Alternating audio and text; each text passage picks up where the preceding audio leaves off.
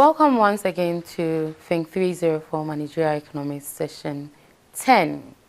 And under Session 10, we'll be looking at oligopoly. My name is Dr. Japoma Jakidako. What you really didn't do in microeconomics was to look at oligopoly, which is the fourth type of market structure.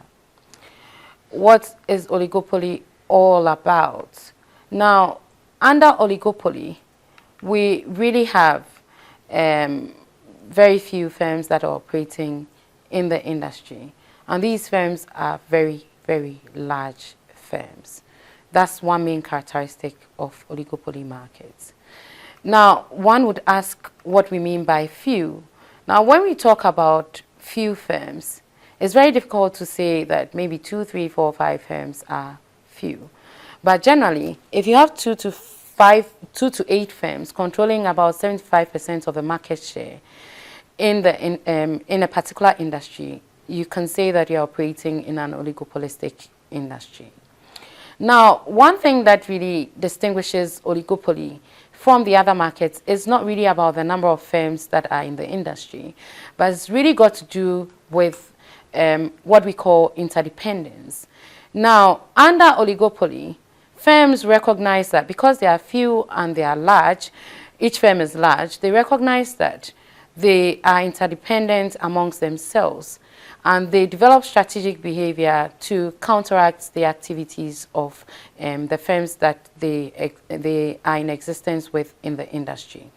What do I mean by interdependence? By interdependence, I just mean that the firms recognize that any managerial decision that they take in terms of pricing, in terms of output, in terms of advertising, can affect and can be affected by the actions of other firms. That's really what interdependence means.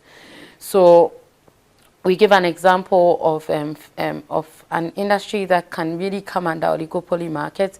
You can think of the car industry.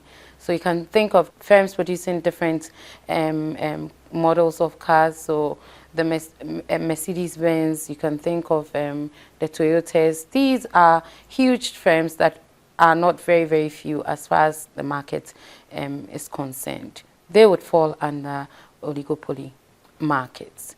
So like I'm saying, the distinguishing factor here is the degree of interdependence amongst firms and not really the number of firms in here. Another characteristic of an oligopolistic market is the fact that the firms in there may be producing either homogeneous or differentiated products. So it doesn't really matter. There are firms that produce homogeneous products. There are firms that produce differentiated products as well. Now, to go in to understand oligopoly behavior, we need to be able to also see that oligopoly behavior or strategic behavior can be modeled in different ways. Firms can compete, and they can compete, or they can be strategic based on several things. They can be strategic based on output. They can be strategic based on the prices that they charge in terms of advertising, etc. So we cannot really use one model to model oligopoly behavior. There are several models that have been propounded to model oligopoly behavior. And these models have been modeled in such a way that they reflect competition based on output and reflect competition based on prices. These are the common models that we have as far as oligopoly is concerned. Before we go into the models themselves, let's see how firms can play out if they are behaving strategically. So let's say there's a particular firm in an industry. So let me take the TV industry, Samsung and Sharp, for instance. Sharp can have two options. Sharp can be in a situation where its rival can decide to match its price. So Samsung can decide to match its price changes. And it can also be in a situation where Samsung can decide not to match its price changes. When Sharp increases its price, for instance, and Samsung decides to match its price changes, what that would mean is that, or let's take the decrease in price, that's easy to understand. When Sharp decreases its price and Samsung decides to match its price decrease, Samsung would decrease its price as well. So you'd see that even though Sharp has reduced its price, it's supposed to be seeing output increasing, but its output would increase by a small proportion just because Samsung has also followed its action. So the increase in the output of Sharp would not be so much, and therefore you expect that the demand curve for Sharp under this case would be relatively inelastic. That is depicted by the red line that you see over here. However, if Sharp reduces its price and Samsung doesn't follow, you would see that Sharp's output would increase by a very great proportion, and that would mean that with a small reduction in price for Sharp, output has increased by a very, very big proportion. With that, the demand curve for Sharp would be relatively elastic. That's depicted by the blue line over here. What are we saying in terms of strategic behavior? We are saying here that every action is usually followed by a reaction. Every action of one firm would be followed by a reaction of another firm, and that would signify the firms being strategic as far as they are concerned. So we are looking here at 4 main models that would be used to model strategic behavior. One has got to do with quantity setting, and the other has got to do with price setting. Under quantity setting, we'll look at the Cournot model and the Stackelberg model, and then under price setting, we'll look briefly at the Sweezy model and then the Bertrand model.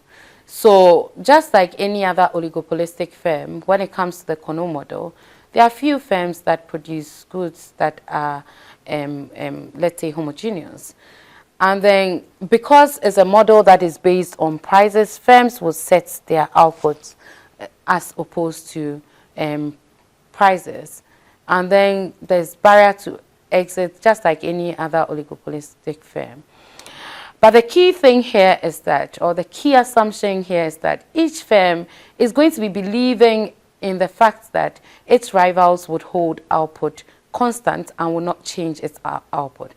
We call this the concept of naivety as far as Cournot model is concerned. So each firm is going to be behaving as if the other firm is not going to be changing its output, and based on that produce. So this is really how it goes. A firm set out, let's say firm A and firm B are the only firms in that industry. Firm A sets out to produce a certain amount of output. And because each firm is going to be would want to behave like a monopolist, firm A would produce half of the entire market. And because if it produced half of the entire market, its price would be up as against producing the entire market, for the entire market. So it produces half. And firm B will take the output of firm A as given, that firm A is producing half, and therefore firm B would also come and produce the remaining half of the remaining half, because firm B would also want to be acting as a monopolist. And this action and reaction would go on until such a time that each of the firms will be producing 1/3 of the output of the entire market. So together they will be producing 2/3 of the output of the industry. This is really what happens in the Cournot model. So you can be giving a demand function. You look at the demand function for both firm A and for firm B, and then you will be giving the cost for firm A and for firm B. What you need to do here is to look at the marginal revenue for each of the firms and equate it to the marginal cost of each of the firms. That would give you the reaction of each of the firms, because each firm would set out to maximize its own profit and assume that each firm would be maintaining the output that it's producing. And once you get the reaction functions of the reaction of each of the firms, so firm 1 and firm 2, then what you need to do is that you take the reaction function of firm 1 and put it in the reaction function of firm 2. Because remember, the idea here is that firm 1 is taking the action of firm 2 as given, and based on that is using that to produce its output. So you take the reaction of firm 2 and you put it in the reaction of firm 1, and that will tell you how much output firm 1 is going to be producing to maximize profit. You do the same for firm 2. You take the reaction of firm 1 and put it in the reaction of firm 2. That would show you how much firm 2 is going to be producing. And once you found the output for both firm 1 and firm 2, it's easy to find the price and easy to find the profit of both firms. That's really what Cournot model talks about. Looks at the best response for each of the firm and uses that to produce its output. Now when it comes to, so I've given you an example here, you can take a look at it and use that to find, and the steps are in there as well. Use that to find your answer. Now when it comes to Stackelberg, you really would be considering two firms, where one firm is the leader and the other firm is the follower. So I give you a typical example in the real world. You take producers of bottled water, and then let's assume that there's only Voltic and Specialized. Voltic compared to Specialized is obviously a market leader. So Voltic would produce, and once Voltic produces, Specialized will take the production of Voltic as given and then also produce whatever is left. So there's a leader and the follower. Basically, Specialized is going to be following everything that Voltic does in terms of output. So how do you resolve something like this? A question that is given that points out to Stackelberg. First of all, you solve for the reaction function of the follower. Once you solve for the reaction function of the follower, like you equate the marginal cost to the marginal revenue of the follower, and then you solve for the reaction function of the follower. Once you solve for the profit function, you solve for the reaction function of the follower, you find the profit function of the leader, and then you put the reaction function of the follower into the profit function of the leader. Because mind you, the follower is going to be, the leader will just pretend that the follower doesn't exist, and then just set off to maximize his profit. So he'll go on and maximize his own profit, believing that the follower doesn't exist. But the follower knows that the leader is in existence and the leader would be producing. So the follower will take the leader's production as given. So you take the reaction function of the follower and put it in that of the leader's profit function, and then maximize the profit function of the leader. Once you maximize the profit function of the leader, you'll be able to find the output and the price that the leader would produce. And then you go on and then you substitute both quantities into the demand function to find that of the price of the leader. So you have a question here, you can look at it and then try to resolve it. The steps are in there as well. Look at it and try to resolve it. Then we can now talk about Bertrand. I mean, I'm not even going to be dwelling so much on Bertrand, but you can talk about two firms that are competing based on prices. Okay, so if I send my mind back to what's happening in the real world, you can look at Gasem and Dangote's cement factories. They are competing based on prices. What will these firms be doing? Now, the firms will try to undercut each other as far as prices are concerned. So firm A charges a certain price and firm B would undercut the price, and firm A would come and undercut firm B's price, and that process would go on until all of them would charge the same price, and that price would just be equal to the marginal cost of the firm.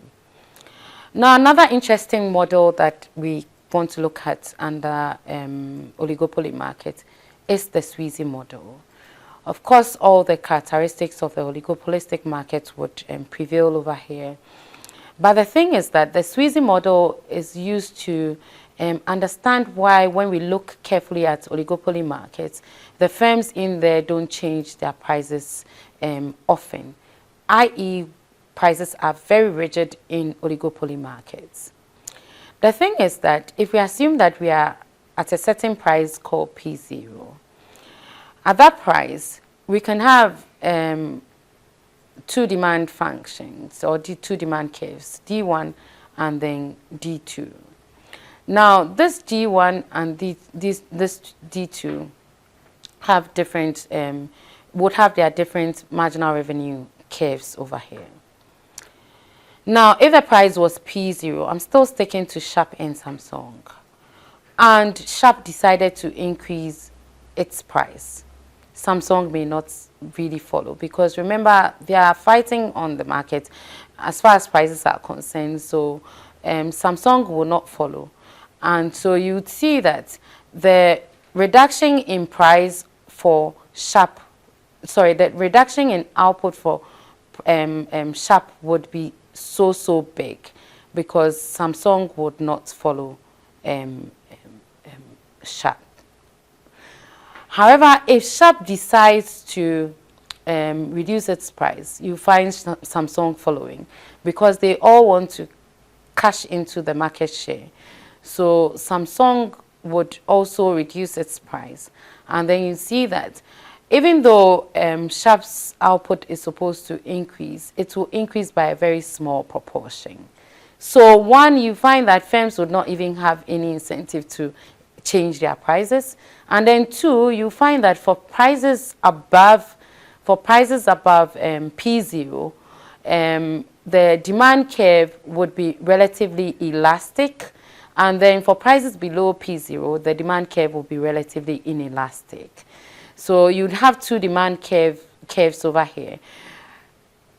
And we call that a king demand curve.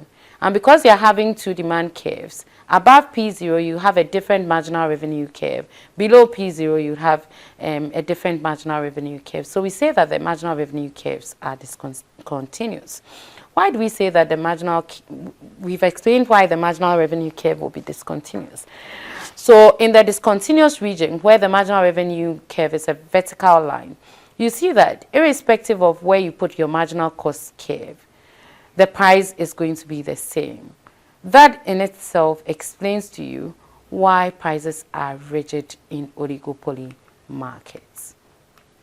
You can take a look at your textbook to get further explanations. Hope you enjoyed this session. See you in the next session.